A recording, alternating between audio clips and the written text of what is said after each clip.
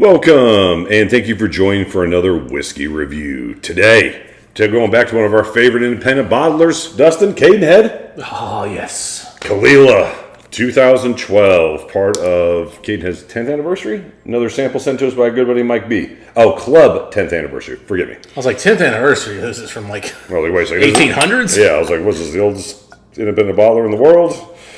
Probably a little bit older than that. All right, where are we at here, Dustin? Pretty even. Close.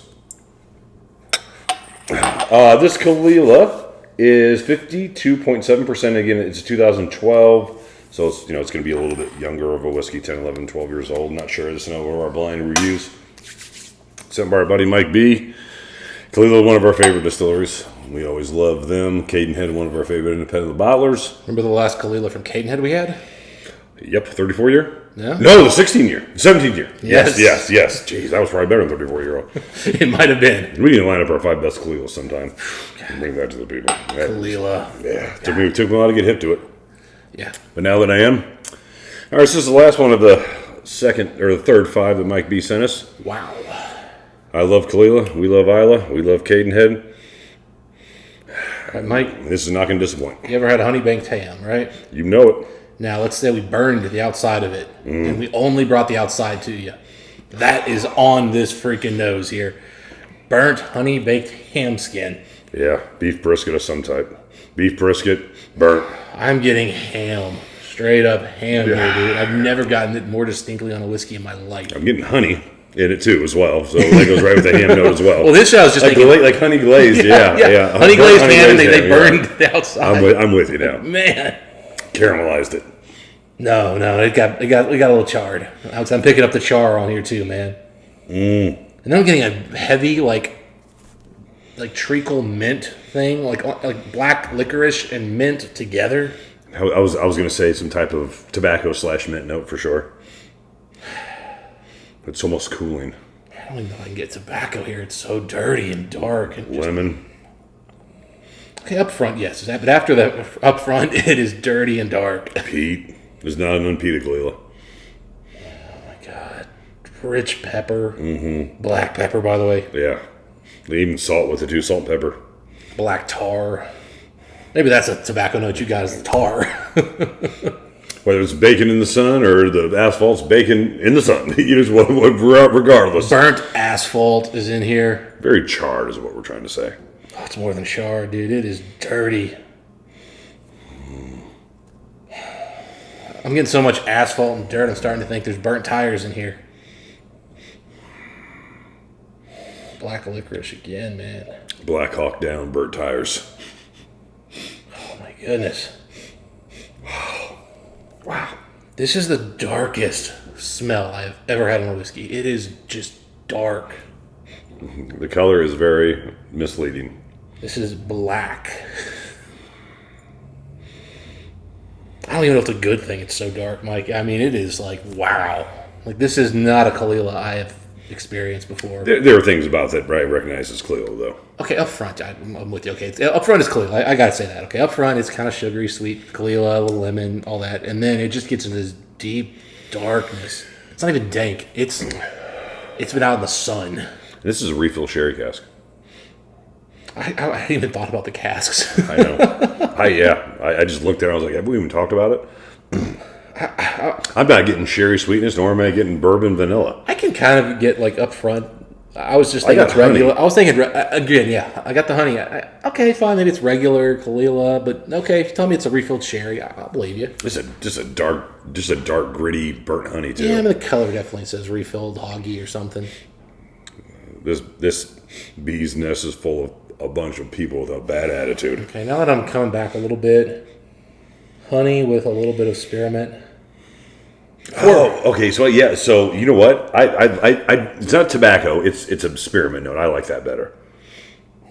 Yeah. Okay. Thoughts? This is scary, honestly. Like it's a little too dark, dirty. Like I'm a little nervous about getting into this one, so I'm going to jump in. Dustin, the dark notes remind me a twinge of Caol Ila 35, Diageo Special Release 2018. Ooh. Well, the palate's a whole different whiskey. You're not missing the sherry up front, Very nice, not over the top, but very good, clean, delicious sherry. It does get into some of the mint, some of the darkness, some of like the hints of that anise kind of note, but really it stays pretty clean, light.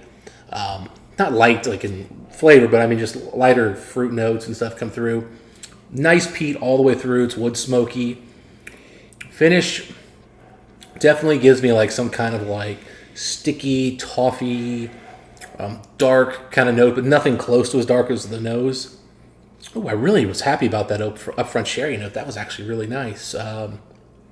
Yeah, I mean, again, you could call it sort of like a honey glaze kind of a thing, but definitely not rich honey like a Balvenie. But really just mostly a nice, easy drinking sherry note with a nice Caol Ila. The finish is lasting forever here, by the way. It's really smoky. There is some sootiness in the finish on the smoke. There's some sootiness kind of in the middle, but like the initial, like when it starts finishing, it's very clean smoke. Then it gets dark, and it's getting darker and darker. Yeah, roller coaster whiskey on the palate. A lot of complexity. Not what I was expecting from the nose. I tell you what, a lot of sherry initially, but as soon as I swallow, I got tobacco. Tobacco and mint, big time. Unburnt tobacco leaf and mint together as soon as you swallow. Other than the big sherry in between, lemon, a very recognizable Caol Ila lemon loaf that I've said before. The bright fruitiness I was talking about. Yep. But man, that is tobacco on the finish. That is a strong tobacco mint finish with smoke. It's a separate thing. And then a little bit of bubblegum sherry here on the side. Yeah. Actually, it's kind of giving me a linger, like an unfinished paper cigar, like it has no flavor to it. Candy cigarette. Honestly, man, a little bit of that too. I'm thinking like, what's the brand? Oliva or something. I don't smoke a lot of cigars, guys, but I've had a few where it's just a very neutral, like it just kind of leaves the tobacco notes. And I feel like I'm chewing on a cigar right now. The finish is, now that you've said tobacco, I can't miss it. It's absolutely tobacco. As soon as you swallow, that's what it was. Tobacco, mint, and a little bit of oak and lemon lime spice. I am waking up tomorrow morning after having a cigar the night before, and this finish actually is that kind of note of that cigar I had the night before. Wow. And you know what? I brushed my teeth, Mike, and that's where the mint is, and it's still here too. I tell you what, that is so much more impressive on the palate than it is on the nose. Yeah, the nose was not taking me to a happy place. It wasn't a bad thing. Like, I was interested, but I was more like, it was a curiosity on the nose. It was like an 87 on the nose, where it's like a 91 on the palate. I mean, the nose, my enjoyment was like, honestly, like 83. My curiosity was like a 90, so yeah, 87 sounds right. Like, I was really curious about, like, what am I getting into here, guys? I always like something super burnt. You know what I mean? I'm always like, okay, it's just like any other heavy finish, heavy sherry, heavy peat, heavy, like, there's something behind it. It wasn't just the burnt thing, though. It was that dark anise kind of thing that was going on. I was just like, I do not want black licorice. This is getting smokier with water. So this is a relatively young whiskey, but man, this is well done whiskey. Like, this doesn't come off to me 10-year-old whiskey, 10, 12-year-old whiskey. No, it is. Wow, okay. I mean, it's 2012. The oldest it could be is 12. There you go. And it's probably 10 or 11. Oh, I was just getting ready to say I'm getting a little bit of banana now that it's coming out. You're right. And Vanilla banana. I was getting ready to say, like, I'm getting like a nice, like, fruity, banana note. And I wasn't going to say anything about it, but I guess that maybe is the youth coming through, where you're getting a little banana. It's vanilla and banana. Yeah. With water. It took the burnt note. It cut that right at the legs. The treacle, mint even, have kind of subsided. Cut it right at the legs. It's now smoke, but a clean wood smoke. That's a lightsaber right in half of the body. It's light smoke. It's just kind of smoke in the distance. You're just kind of slowly whiffing it in. And you're like, oh, this is nice. Maybe there's a little bonfire by the ocean. Honey, lemon, vanilla. The glaze note is still here. I agree.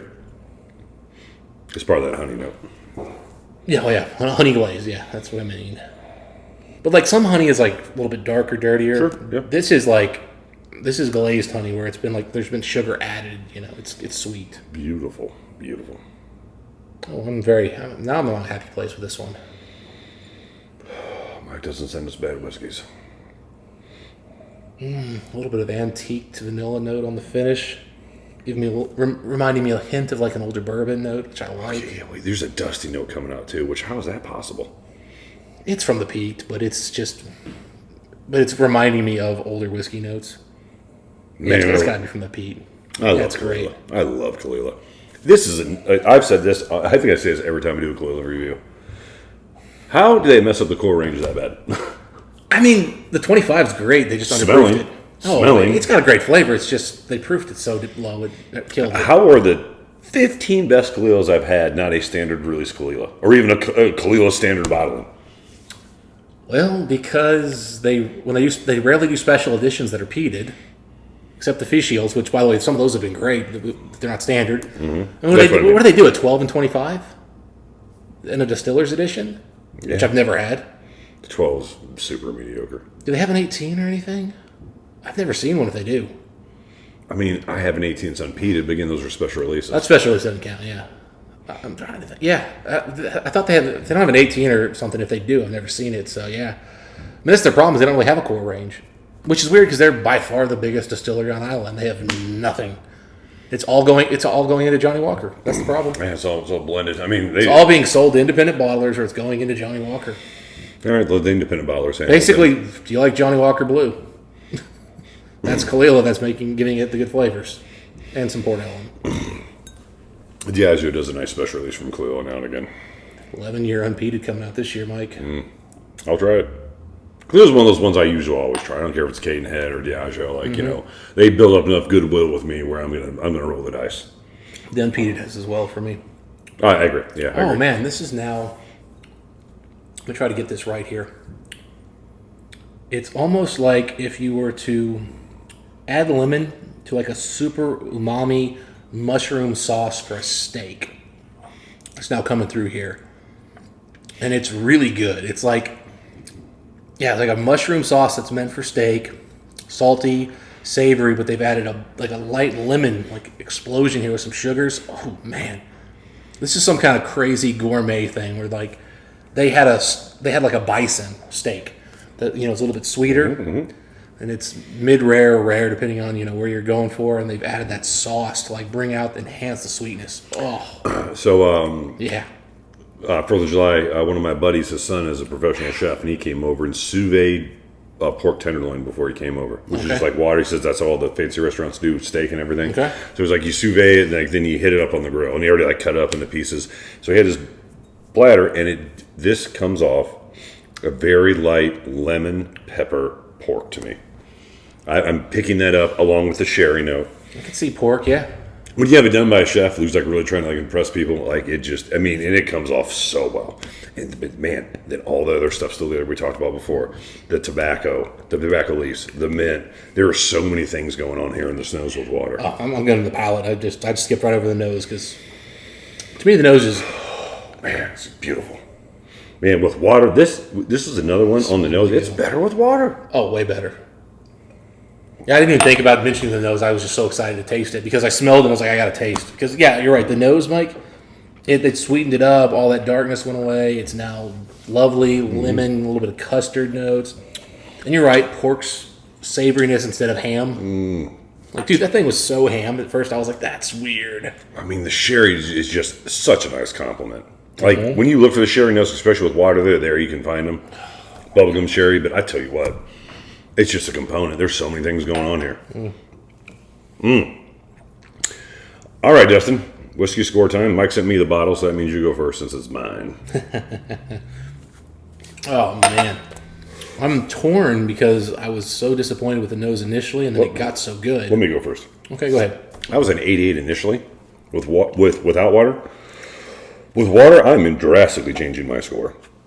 90 out of 100. Overall whiskey score.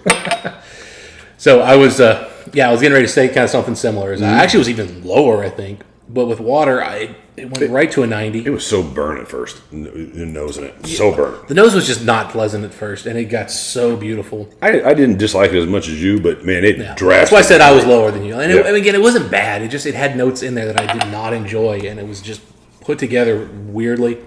No, water. God bless, killed it. I'm a low 90. I'm almost an 89, but I'm going to go ahead and give it the 90. Mm-hmm. I agree. That's what I had in my head before you said it, and I was like, and in my head I was thinking, should I bring it down? I was like, nope, I already said 90 in my head before Mike said anything. I got to stick. So, but yeah, it's right there at 89, 90. If I were to do what you did earlier, probably use an 89.5, but we'll stick with 90. You can definitely cop out. I do it all the time. I'm just going to stick it with a 90, but excellent whiskey. The thing is, though, I don't know that I want to pay $400 for this, which is 90 might indicate. So that's kind of where I'm sort of saying. It is a young whiskey, Dustin. Yeah. It is cast strength, Caol Ila, and as you know, even though it's young whiskey, we saw how good a 17 was. Oh, yeah. For the last Cadenhead. And I hadn't said this during the review, but there is a dirty dunnage feel that I have for this. So I'm assuming this was also aged in a dunnage warehouse for Cadenhead. I would assume it was a Cadenhead and probably their sherry cask. That would be my guess.